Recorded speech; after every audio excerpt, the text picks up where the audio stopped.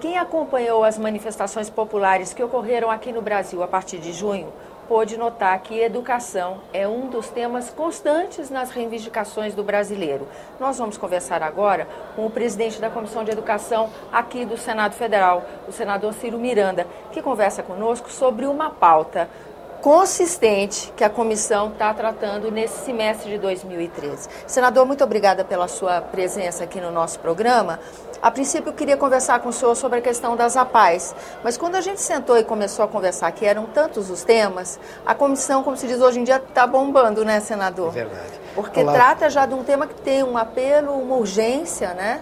Primeiro, meus cumprimentos a você, Tânia, e aos telespectadores do programa Argumento. É sempre uma satisfação vir aqui nesse bate-papo. Para nós também, senador. É uma maneira da gente esclarecer ao público os nossos bastidores. Isso. O caso da APAE nos chamou muita atenção. Primeiro que é um projeto que nós temos uma cuidade muito séria, porque é uma classe desassistida pelo governo federal. A Câmara fez um bom trabalho. Ela incluiu novamente o ensino com aqueles com deficiências ou com necessidades especiais. Aí vem para o Senado o que faz o senador do governo. Na matéria que não tem nada a ver na Constituição e Justiça, porque o mérito é examinado na Comissão de Educação, ele vai e retira alguns tópicos e um deles é esse que exclui do governo a obrigatoriedade de dar um ensino com educadores e local físico especializado. Específicos para aquelas pessoas que têm demandas Tânia, especiais. como é que você vai colocar uma pessoa com deficiência mental, que tem uma mentalidade de 5 anos, 6 anos, e com um corpo de um homem de 25 anos, na mesma classe de garotos? Essa convivência não vai dar certo, isso é óbvio, e o governo está tirando o corpo fora. Isso é desumano. Então eles fizeram uma manifestação muito bem orquestrada. Foram 5.000 participantes. E lotaram depois a nossa comissão. E a reivindicação deles, eles não estão pedindo favor ao Estado, eles estão lhe pedindo justiça e o que lhe é de direito. E o que eles têm por obrigação o Estado lhe oferecer. Então, esse é um dos temas. Como nós já escolhemos o senador Álvaro Dias para ser o relator do Plano Nacional de Educação, ele vai novamente incluir essa questão, essa e outras. Só para situar para você que nos acompanha, essa questão está justamente inserida, é a meta 4 do Plano Nacional de Educação. É um plano que pretende estabelecer uma política de longo prazo uma política pública para a educação. E ninguém está exigindo que o governo faça isso no ano que vem, na sua totalidade, não. Ele tem uma meta, ele é crescente.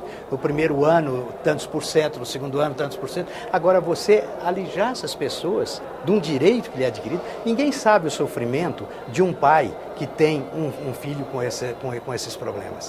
Ninguém imagina as 24 horas do dia. E aí a gente os abandona, não tem condição. O apoio como a pessoa se desenvolve numa escola especializada. Nós não podemos tratar os diferentes iguais. Né? Tem Senador, agora essa questão do ensino tão presente nas manifestações populares, como é que isso bateu na Comissão de Educação? Por exemplo, porque na casa, a gente viu no plenário, na tal da pauta positiva, projetos que estavam tramitando aqui na Câmara há muitos anos, mas que com essa força da reivindicação popular ganhou fôlego para tramitar no Congresso Nacional. Na Comissão de Educação, o senhor sente também que alavanca as propostas da comissão, essa manifestação toda? Sabe, se nós não tivéssemos tomado cuidado, nós tínhamos sido atropelados. Eles não queriam julgar, o governo não queria julgar o mérito. Foi proposto fazer urgência urgentíssimo e do jeito que saiu da Câmara e da Constituição e Justiça, iria para o plenário. Sem analisar o mérito. Ela ficou parada 3 anos, quase 3 anos na Câmara. O Plano Nacional de Educação, que são 10 anos, era para ter entrado no 1º de janeiro de 1911. Então, ele está atrasado agora. É a oportunidade que nós temos de fazer uma coisa bem feita. O clamor da sociedade é justo. O nosso ensino precisa passar por uma reestruturação geral, uma reestruturação do ensino fundamental, médio, nas universidades. Tem caído a qualidade. Hoje nós estamos tendo os exames de proficiência sendo exigidos por todos os cursos. Por quê? A OAB hoje aprova 18% só dos alunos.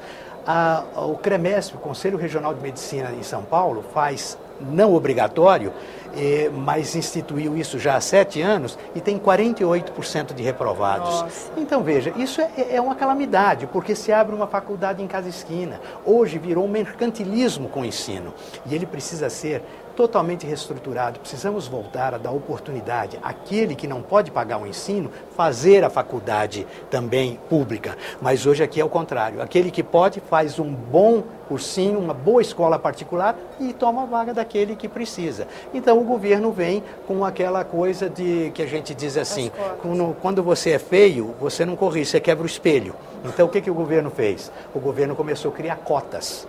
Ora, isso é um absurdo criar cotas. Você tem que dar oportunidade iguais para todos. E a cota devia ser social e não racial, né, Na senador? década de 50, 60 e 70, nós tínhamos um ensino público exemplar. Por que caiu? Falta de investimento. Hoje há um desestímulo à profissão do professor. E nós estamos agora com um projeto muito interessante também que passou pela nossa comissão, que seria a residência na pedagogia. Porque hoje, quando um pedagogo sai da faculdade, ele sai sem prática nenhuma e se lança logo numa escola. Então, 820 horas de residência, para ter a prática. Isso é um clamor de todo o corpo docente experimentado. Então, esse é um outro projeto inteligente. Então, nós precisamos trabalhar e trabalhar muito, com velocidade, mas não da maneira que queriam nos impor. No afogadilho, sem ter chance de examinar, de discutir, de fazer audiências públicas, chamando os setores que estão sendo envolvidos. Certo? Aí foi um marketing que quiseram fazer para dar uma satisfação. Eu aproveito esse momento para dizer que muito poucos políticos souberam entender o clamor da população. Muito poucos, não é 20 centavos, é muito mais. Eles estão irritados com esse modelo, com essa proposta política, com essa falta de trabalho, falta de dinamismo que hoje impera numa grande maioria dos políticos. Tem toda a razão. E, senador, nesse momento, qual é a sua expectativa em relação ao Plano Nacional de Educação? Bom, o que acontece com o PNE a partir daqui? Depois de muito custo, eu tenho a promessa do presidente da CCJ que ele amanhã aprova e passa para a nossa comissão. E o senador Álvaro Dias já está com ela toda planilhada e vai começar fazendo no máximo 3 ou 4 audiências públicas. E nós nos comprometemos no final de setembro, no máximo começo de outubro, ela está em votação. Nós temos que aprovar no mês de outubro para que ele entre com tranquilidade em vigor a partir de 1º de janeiro de 2014. Com 3 anos de atraso, mas pelo menos que entre em vigor. Mas aí nós convencemos o nosso ministro da Educação, Aloysio Mercadante, que vai valer os 10 anos a partir da data da promulgação. Porque senão é impossível você fazer um plano de 10 anos para ser executado em 7. Né? Se ele entra em vigor 3 anos. Exatamente. Se entrar, né? Porque nós estamos contando com as perspectivas. Porque passa pelo plenário também, não é isso? Passa pelo plenário. Depois de examinar o mérito, ela vem para o plenário. Se houver alguma modificação grande, ele ainda vai para a Câmara. Pois é. Mas aí a Câmara não tem, ela vai no plenário só discutir se ela aceita ou não aceita as mudanças específicas. Aí é mais um passo, mas é um pouco mais rápido. Mas é uma coisa mais rápida. Né, e aí eu espero que a sociedade faça esse clamor e exija, porque você não muda um país se não for pela educação. Por decreto, você não consegue. Realmente tem que ser com trabalho mesmo, né? Senador, aproveitando nosso último minutinho de entrevista, última vez que a gente conversou no Argumento, o senhor falou sobre a expectativa do Mais Médico, que ainda não tinha a formatação que tem hoje, ainda era uma proposta que estava sendo lançada pelo governo federal. Como é que o senhor está vendo agora, meses depois? Um engano total do governo.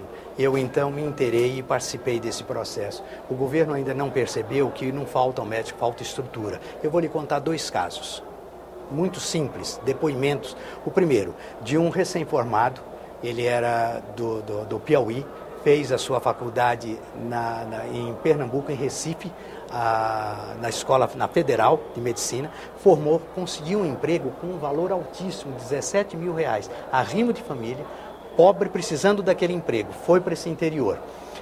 2 dias depois ele volta e disse assim, eu não vou aceitar. Sou eu, o estetoscópio, o termômetro, o paciente e Deus. Eu não tenho um recurso de um aparelho para fazer algum exame. E eu vou para o Conselho Regional de Medicina porque eu sou um recém-formado e eu não tenho a prática clínica. Segundo exemplo, eu vinha trazendo uma pessoa da família numa TI aérea de São Paulo para a minha cidade e a médica que estava comigo, recém-formada, me contou uma história que ela, no interior do meu estado, numa cidade chamada Inhumas, a 68 quilômetros de Goiânia, ela se deparou um dia, depois de 2 meses que estavam lá, com um problema, tendo que ter 3 pessoas com problema respiratório, ou seja, tendo que entubar e tendo 2 respiradores somente. Então, escolha de Sofia. Total. Ela entrou em pânico, teve uma crise tremenda, desistiu desse emprego e disse que nunca mais voltava. Então, o problema não são médicos, o problema é a estrutura, e o governo não percebeu isso. E nem é tanto de dinheiro, e sim de planejamento, de você colocar gestão, que você colocar núcleos espalhados pelo Estado. Você não precisa ter um médico de cada especialidade. Você tem hoje o centro diagnóstico. Então, se você tem um simples eletrocardiograma, você por internet você manda para o centro de diagnóstico, ele diagnostica, manda de volta já com medicamento. Então, ideias não faltam. Senador, muito obrigada pela sua presença aqui no nosso programa, e a você que nos acompanha, obrigada pela atenção. Esse é o programa Argumento, eu sou Tânia Horman e você pode participar conosco desse trabalho, mandando sua sugestão, fazendo sua crítica pelo 0800 61 2211, ligação gratuita, ou acesse www.senado.leg.br/TV.